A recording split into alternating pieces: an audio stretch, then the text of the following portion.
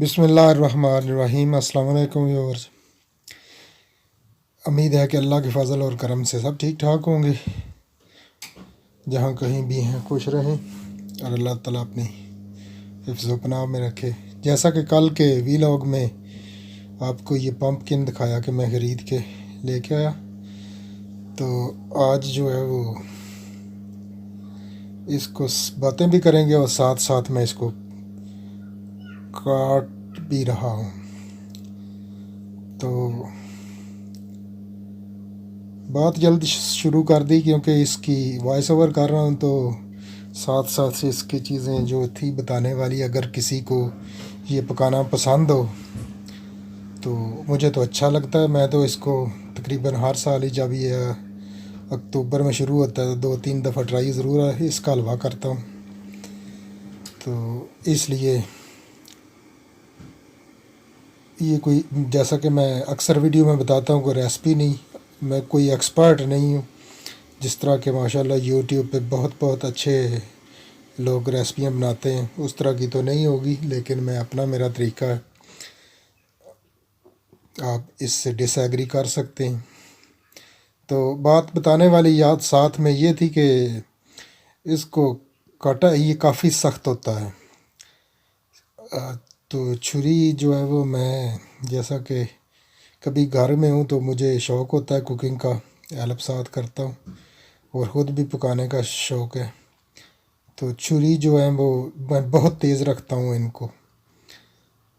तो जब ये छुरी तेज़ होती है तो फिर उसके हाथ पे लगने के भी ख़तरे ज़्यादा होते हैं, लेकिन जो है वो मैं इसे अभी आपको दिखाता हूँ कि इस तरह के, जिस तरह के हम खरबूजा काटते हैं इस तरह के इसके पीस में काटूँगा।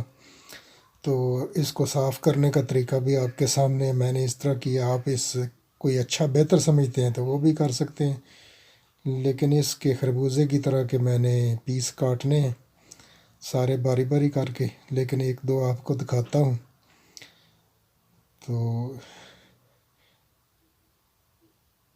तो ये बहुत आसान है, कोई इतना ये काटने में वाकई मुश्किल है, वो डेंजरस है काटने में। तो आगे चल के थोड़ा मैं आपको बताता हूँ कि किस तरह ये अंदर से तो सब बीज तो निकाले थे, लेकिन फिर भी जाली सी इसके साथ रह गई है।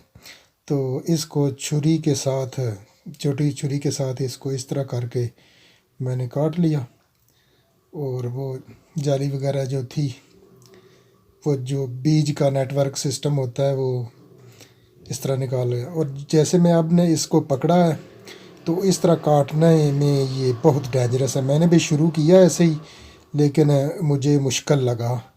फिर मैंने उसे कटिंग बोर्ड पे जो है वो दोबारा आपको दिखाता हूँ अभी आगे। इस तरह मैंने एक दो ट्राई की, लेकिन ये छुरी हाथ पे लगने के चांसेस बहुत ज़्यादा थे। तो इस तरह करके पकड़ के, तो इस तरह करके मैंने जो है ना वो इसको, इसकी बाहर जो स्किन है वो इस तरह उतारी, क्योंकि काफ़ी सख्त है काटने में ये। हालांकि ये पता नहीं, शायद ये स्किन वाली साइड इसकी सख्त है, लेकिन ये गलने में इतना टाइम नहीं, तकरीबन 15 मिनट तक ये गल जाता है। ये देखे कितने कितने बड़े बड़े पीसेस मैंने रखे हैं। तो इस तरह करके बस बारी बारी इन सभी को, पहले थोड़ा से अंदर से ये नेटवर्क इसका उतारा, फिर इसका जो छिलका है वो इसको इसी तरह ही मैंने वो कटिंग बोर्ड पे ही, आपने अगर इसको इस्तेमाल करना हो तो बिल्कुल इसी तरह कीजिएगा, क्योंकि ये पकाने में आप रेसिपी बेशक डिफरेंट पका सकते हैं, लेकिन काटने में आसानी इस तरह ही मुझे तो अच्छा लगा, आसान तरीका, क्योंकि हाथ ना पे ज़ख्म ना हो, काटना आ जाए। तो इस तरह करके ये बारी बारी मैंने ये सारे पीसेस इसके जो थे वो काट लिए, और काट के जो आगे आपको देखते जाएंगे, पता चलता जाएगा आपको किस तरह ये।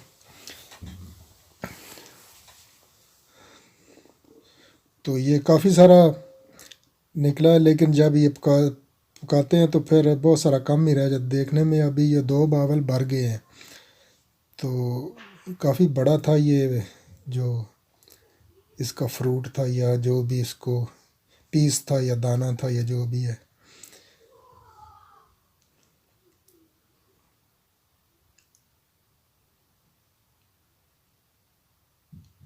ये बाहर की साइड जो है वो काफ़ी काफ़ी हार्ड है, हालांकि छुरी जो बहुत तेज़ है, लेकिन फिर भी जो है वो काफ़ी मुश्किल से, लेकिन देखें ये कैसा अंदर से आराम से काट रहा है।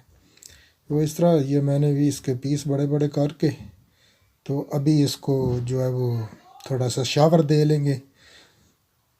ये 2 बावल भर चुके हैं, इनको थोड़ा सा धो के, तो फिर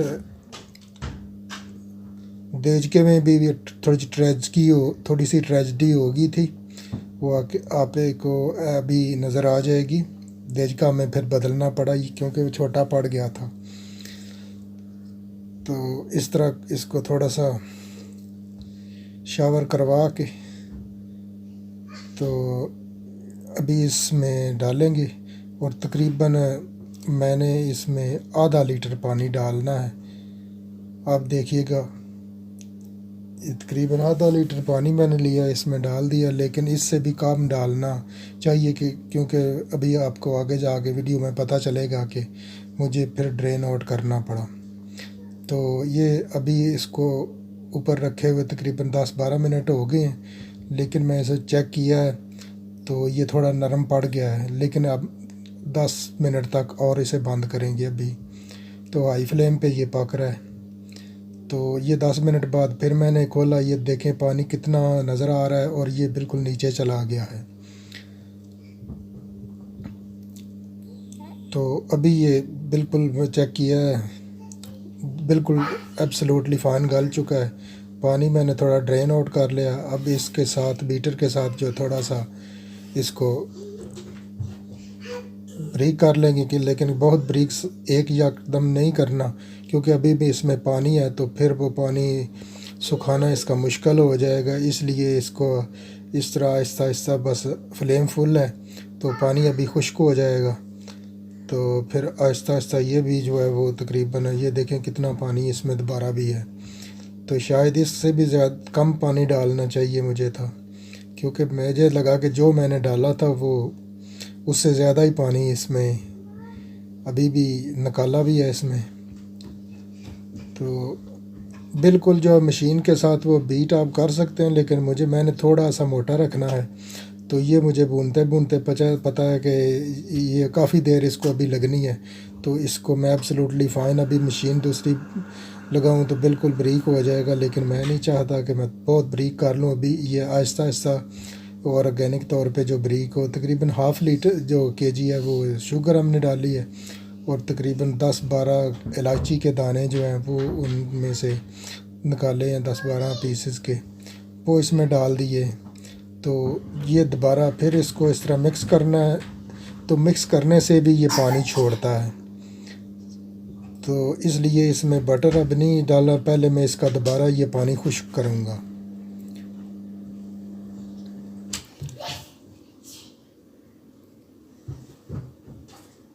तो इस तरह करके इसका जो पानी देखे, ये कितना पानी थोड़ा बहुत जो निकल आया, तो ये अभी भी हाई फ्लेम है, तो इसमें ये पक रहा है। तो इस तरह करके ये इसको आहिस्ता आहिस्ता जो पानी इसका सूख जाएगा। ये देखें कितना पानी अभी भी नज़र आ रहा है, शुगर डालने से थोड़ा पानी जब बन गया है ना, अभी काफ़ी हद तक पानी जो है वो थोड़ा बहुत है कहीं, लेकिन वो खुद ज़्यादा खुश्क हो चुका है। तो अब मैं इसमें जो तकरीबन 250 ग्राम बटर है, क्योंकि बहुत ज़्यादा बटर भी हम तो इसमें कंट्री में नहीं खाया जाता, लेकिन ये भी काफ़ी है, वरना जो अगर पाकिस्तान के हिसाब से हलवा बनाया जाता तो फिर तो शायद इसमें जो तकरीबन इतना और बटर चाहिए था, लेकिन ये इसका बटर इसमें नीयरली मिक्स हो गया है। तो अभी इसको तकरीबन 10 मिनट तक मैं भूनूंगा सही। तो ये बिल्कुल जो है वो इसमें कोई इतना नीचे लगने वाली कोई इतनी एफर्ट नहीं करनी पड़ती। ये किशमिश थोड़ी डाल दी है इसमें, अभी ये काफ़ी देर तकरीबन मुझे भूनते भूनते इसको 10-15 मिनट हो गए थे। किशमिश डाली और क्रश करके बादाम डाल लिए थोड़े से, आप जो चाहे इसमें डाल सकते हैं, कर नहीं पसंद तो मत डालिए। तो इस तरह करके ये देखें पानी बिल्कुल एब्सोल्युटली खुश्क हो गया, और इसका जो ऑयल बटर घी था वो तकरीबन निकलना रहा है साइडों पे।